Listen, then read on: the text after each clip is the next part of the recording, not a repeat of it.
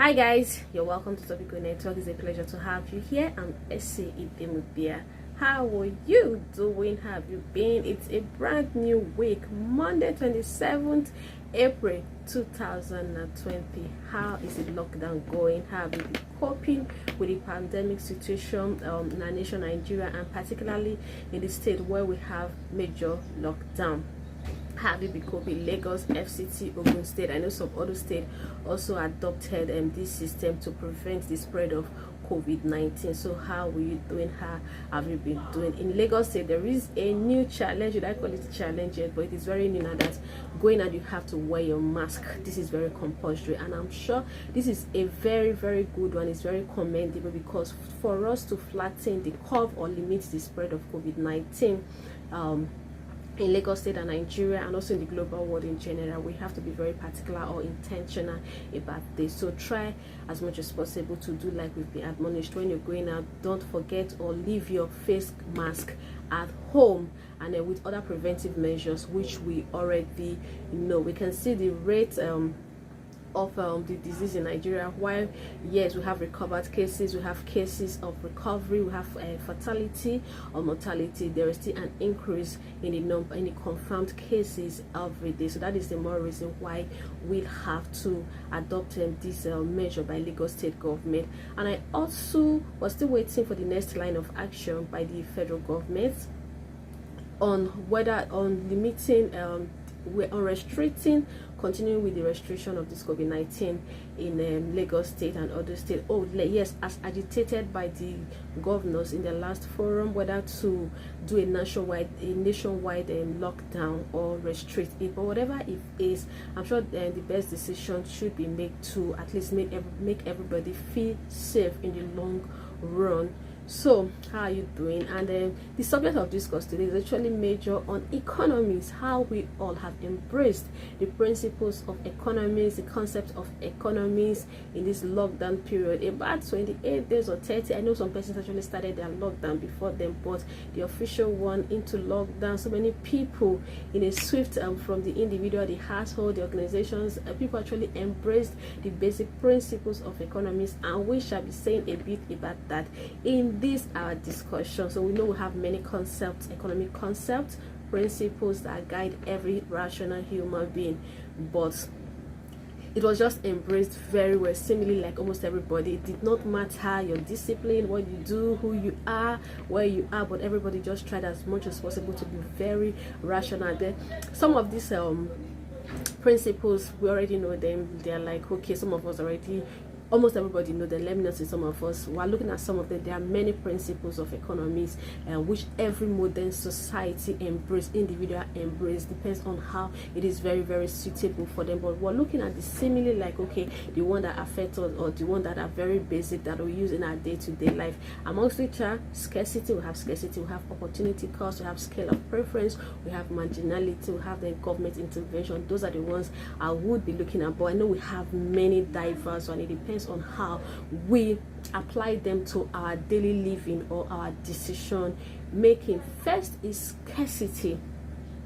Something just became scarce, very limited at that time after the confirmed case, the first confirmed case in Nigeria. That was in February, late February, about the later part of February.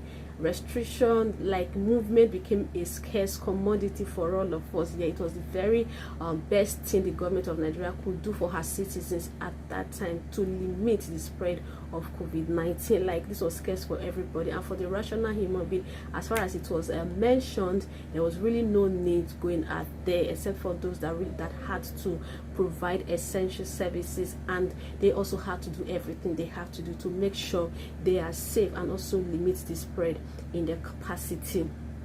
Just like it came like, okay, movement. So at that time, what was more important was the safety of everybody in our nation, Nigeria. This is a health issue, a pandemic one at that, a one that we have never experienced. So the best measure had to be looked into, and the lockdown was at the detriment of things like the revenue that the country would have, the revenue that the state or any other business people, what would have made the things, the economic activities that would have actually happened at that time to ensure people sustain their livelihood. But at that time, what was most important was I think I will even talk more about this in the opportunity, because scarcity, like we understand, almost most of our wants or what we seek out for are scarce, and that is why there is also the concept of choice. We have to make a choice in whatever we're doing. We have to make the choice, or you know what, this is what has been set up on my table, this is what I have, this is what I have, this is my, but then I have to make a choice. Then choice is not an individual rationality. You know what, I like to do this is what I'm picking out of this, but for this it was compulsory that everybody sits back at home, so that we let the NCDC, the federal government, and the health practitioners do what they have to do concerning the pandemic situation, so that everybody will be fine last. Then the next that follows is opportunity cost. So what was the opportunity cost of sitting back at home? Like I would say, the number one opportunity cost of sitting back at home, whether we like it or not, was the safety of everybody. Yes, like I was saying, in scarcity, people would like to make money, people want to make ends meet, people want to do things that would actually put food on the table. But the opportunity cost of getting all of this was to sit back at home for the health and safety. Yes, with people, so many people did not make money at that. Yeah, I would say the alternative for one, which is making money, going out there, adventure, or whatever you have to go out there to do, is the foregone alternative for what was very paramount or important at this time, which is the health, the safety, the well-being, and the flattening of the curve of COVID-19 in Nigeria. That was the very most significant at that time, and we have to embrace this. So it was very, very paramount that the government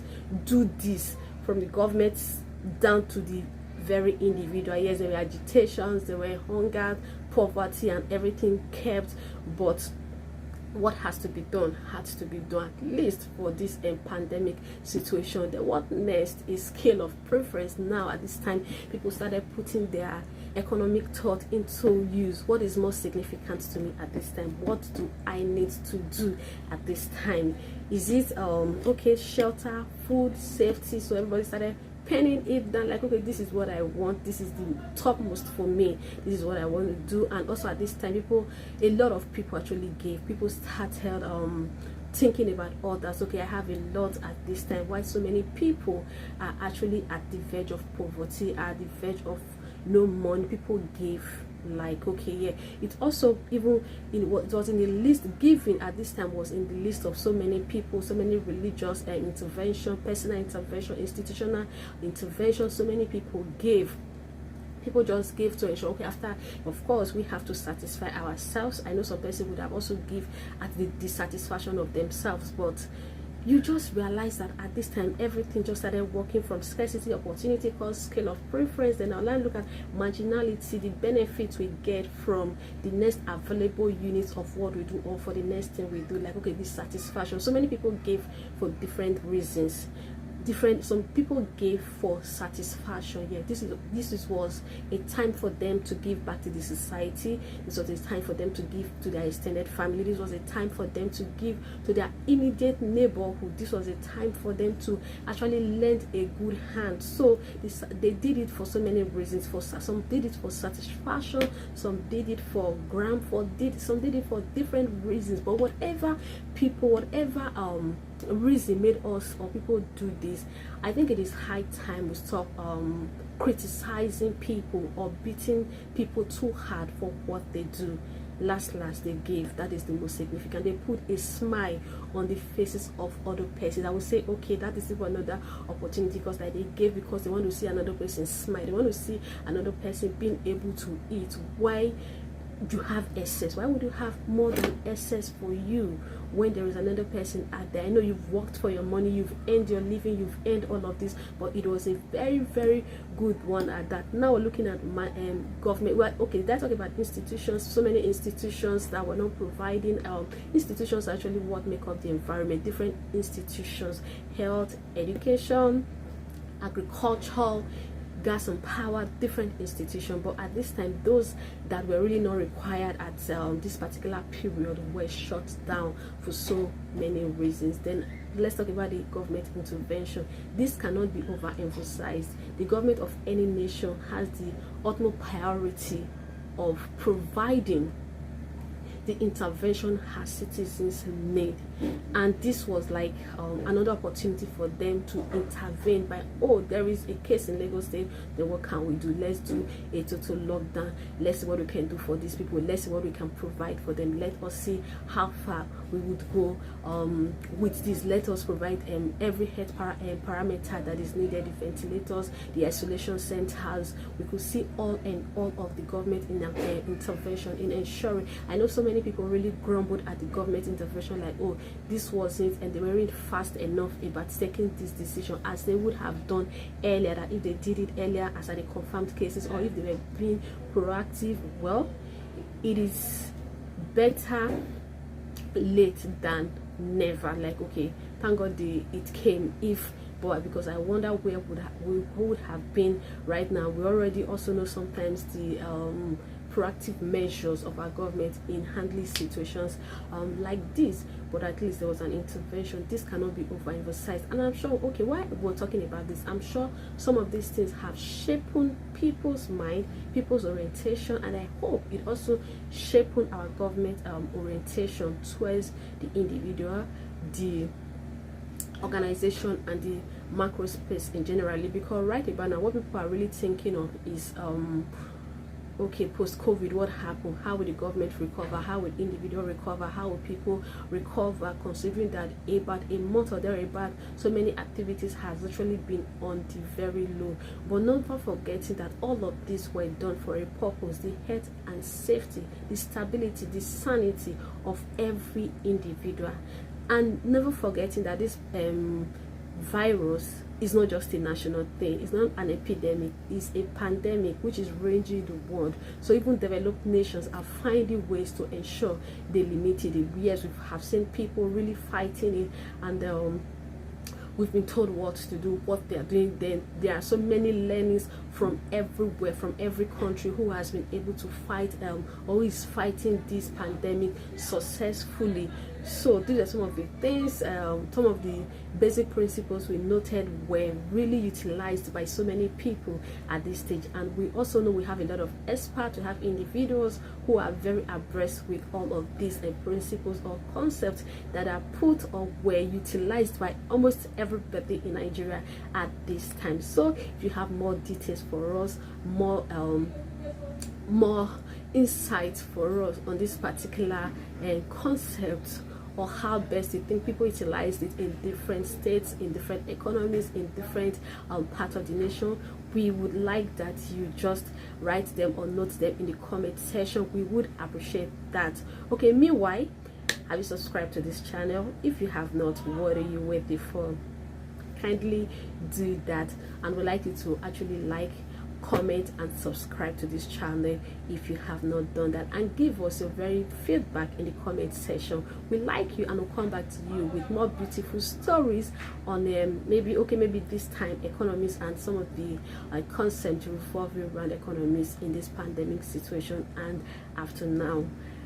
Don't forget, I am your topical girl, Idemudia. It was a pleasure having you here on my channel. Stay connected to us as we bring you the next podcast. Thank you so much, and do have a very, very pleasant week.